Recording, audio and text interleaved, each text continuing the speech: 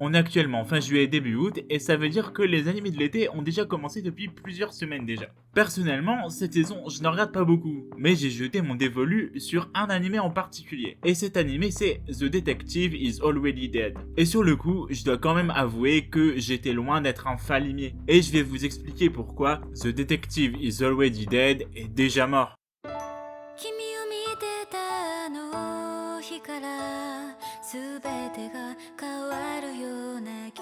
Au départ pourtant tout se passait bien, on suivait Siesta, la détective du titre, et Kimizuka qui va jouer son rôle d'assistant pour résoudre une affaire. Et en plus, l'anime a la décence de nous prévenir tout de suite, on n'aura pas le droit à ici à un animé d'enquête, puisqu'ici les enquêtes elles se résolvent dès le départ. En plus de ça, l'épisode fait les choses en gros, puisque pour ce premier épisode, la durée n'est pas de 24 minutes, mais de 50. Et croyez-moi, ça joue beaucoup, puisque celui-ci est quand même divisé en deux parties. La première partie est plutôt orientée action, où on va nous montrer tous les talents de Siesta pour arrêter des cyborgs au pouvoir extraordinaire. Et dans un second temps, dans la deuxième partie, on va voir une enquête plus classique qui va nous permettre de se voir se rapprocher Kimizuka et Siesta. De cette manière, non seulement on voit les deux personnages se rapprocher, mais nous aussi finalement on se rapproche des deux personnages et surtout de Siesta qui, on doit l'avouer, est plutôt une jeune fille assez mimi. Seulement voilà, au fur et à mesure que l'épisode passe, on ne peut pas s'empêcher de se poser une question. Si la jeune fille Siesta est une détective, et que l'anime s'appelle The Detective is Already Dead, ça veut dire qu'elle va mourir. Mais du coup, quand est-ce qu'elle va mourir? Est-ce qu'on va le voir là? Non. On ne va pas le voir, mais on va nous le dire en fait qu'elle est morte. Et ça, on va nous le dire à la fin de l'épisode 1, au bout des 50 minutes, un peu comme un cliffhanger un peu naze, qui fait la moitié de son travail. La moitié parce que faut bien avouer qu'on est quand même intrigué et qu'on a envie de voir la suite, mais assez mal puisque au final c'est un peu dit de manière anticlimatique. Et puis arrive l'épisode 2 où on nous présente Kimizuka 4 ans plus tard qui fait des petits boulots de détective allant de récupérer un chat à résoudre quelques petits problèmes. Pendant sa dernière année de lycée, l'assistante du détective va rencontrer Natsunagi Nagisa, une jeune greffée au cœur qui va lui demander de retrouver quelqu'un. Et il s'avère que ce quelqu'un, en fait, c'est Kimizuka.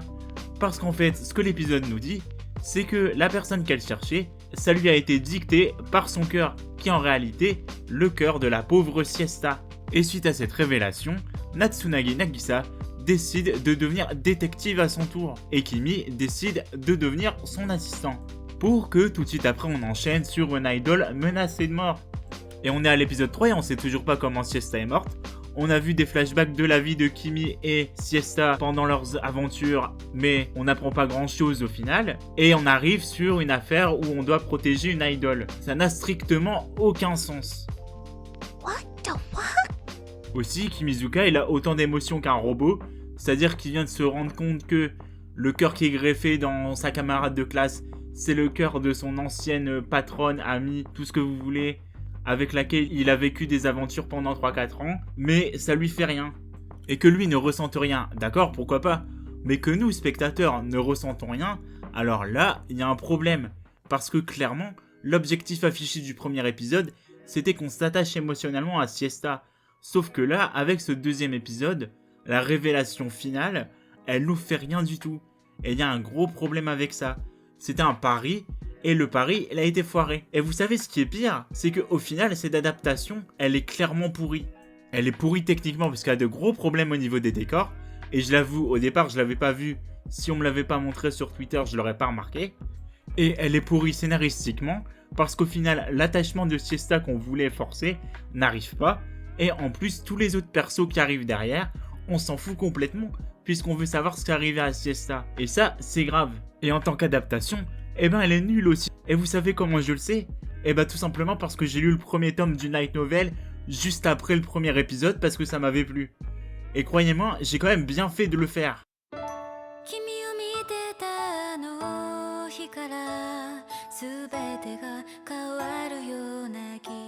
L'œuvre d'origine qui est un light novel donc, a énormément de différences narrativement avec son adaptation. À commencer par Siesta, parce que bien qu'elle reste l'élément central du récit, elle est présentée complètement différemment. Pas en termes de personnage, mais en termes d'aura. Ce n'est pas un simple personnage. Pour faire simple, sa fameuse mort qu'on nous présentait comme cliffhanger au bout de 50 minutes d'épisode, eh ben elle est expliquée en intro du roman au bout de la 3e ou 4e page.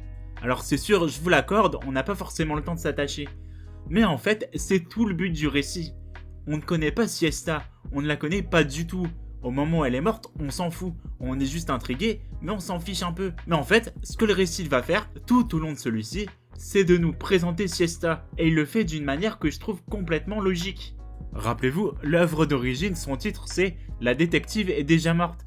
Et en fait, c'est à travers toutes les personnes qui l'ont côtoyée qu'on va nous présenter Siesta tout au long du récit, à travers différentes affaires que les personnes auront à régler, mais aussi les affaires présentes, puisque tous les moments passés vont engendrer des souvenirs, des réminiscences, ce genre de choses. Le lecteur ou spectateur est prévenu dès le départ, The Detective is Already Dead n'est pas un récit d'enquête, c'est un récit sur la mort d'une personne, sur le deuil qu'il faut faire, sur l'héritage que cette personne laisse, et surtout sur la trace qu'elle laisse dans le monde.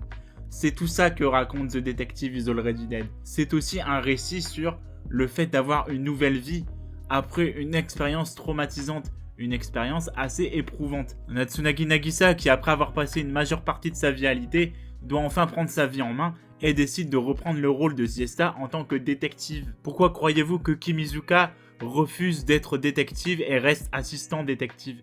Tout simplement parce qu'il a du mal à faire le deuil de son ami et mentor, tout en devenant mentor à son tour pour Natsunagi. On a aussi le personnage de Charlotte, un personnage qui n'arrive pas à comprendre pourquoi celle qui l'avait pris comme disciple est morte. Et puis enfin on a Yui Saikawa, qui se bat sans relâche pour sa carrière d'idole, afin de faire plaisir à ses parents décédés, tout en chérissant le dernier souvenir qu'elle a d'eux. Et au final, ces 4 personnages meurtris devront transmettre la volonté de Siesta, celle d'arrêter le Space, une organisation criminelle qui sert d'antagoniste à la série, mais qui je pense est la métaphore des difficultés de la vie. Au final, la dernière volonté émise par Siesta, si de prime abord c'est d'arrêter une organisation criminelle, qui était sa mission première, c'est aussi une manière de leur dire de continuer à vivre, et aussi de continuer à transmettre les valeurs de la jeune fille. Et c'est pour toutes ces raisons que je viens de citer, que The Detective is Already Dead est une œuvre que je trouve particulièrement intéressante, malgré certains côtés plutôt capillotractés, je l'admets. Notamment les souvenirs du corps, ce genre de choses. Mais du coup, c'est aussi pour ça que j'ai énormément de mal avec son adaptation, qui passe complètement à côté du propos. Mais au-delà de ça, je comprends parfaitement que les personnes qui n'ont pas lu le light novel trouvent l'anime complètement fade et inintéressant. Parce que finalement, c'est le cas. Et si on ajoute les problèmes techniques, eh ben c'est un petit peu une catastrophe.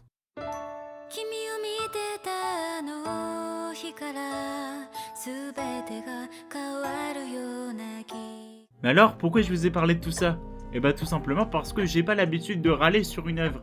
Mais ici, j'ai trouvé que le cas de l'adaptation ratée, en tout cas les raisons pour lesquelles son adaptation était ratée, était assez intéressant. Et en fait, ce qui me fait le plus mal là-dedans, c'est pas de râler sur la vidéo, parce que, au final, c'est un sujet de réflexion comme un autre, on pourrait la pousser un peu plus. Mais ce qui me fait plus de mal là-dedans, c'est que si l'adaptation est ratée, eh ben peut-être que peu de gens vont s'intéresser à l'œuvre d'origine. Et c'est aussi le but de cette vidéo. Parce que j'aimerais tout de même le rappeler, mais la majorité des animés que l'on voit nous, Européens, en simulcast, sont souvent des pubs pour les œuvres d'origine au Japon.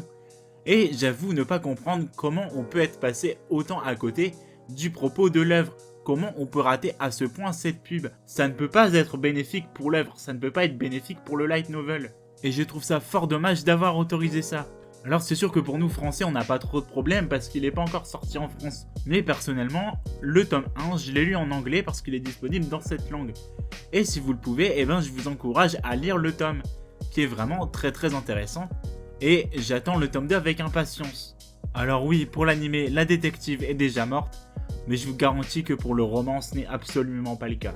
Sur ce, je vous remercie d'avoir regardé cette vidéo, j'espère que ça vous a pas dérangé de m'écouter râler sur une adaptation animée pendant 8 minutes, mais je trouvais son cas intéressant et je voulais en parler. Si vous l'avez aimé, eh ben, je vous encourage à mettre un pouce bleu et à vous abonner.